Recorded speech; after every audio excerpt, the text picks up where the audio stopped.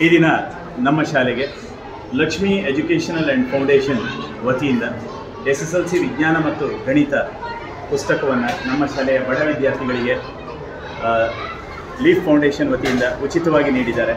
ಈ ಒಂದು ಸಂಸ್ಥೆಯ ಸ್ಥಾಪಕರಾದ ನವೀನ್ ಸರ್ ಅವರಿಗೆ ಹಾಗೂ ಕಾರ್ತಿಕ್ ಸರ್ ಹಾಗೂ ರಂಜಿತ್ ಸರ್ ಅವರಿಗೆ ನಮ್ಮ ಶಾಲೆಯ ಪರವಾಗಿ ಎಲ್ಲ ಮಕ್ಕಳ ಪರವಾಗಿ ಹೃದಯಪೂರ್ವಕ ಧನ್ಯವಾದವನ್ನು ಅರ್ಪಿಸ್ತೇನೆ.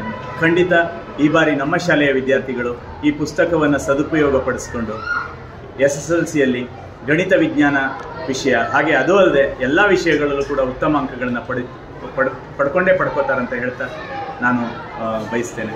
Thank you sir.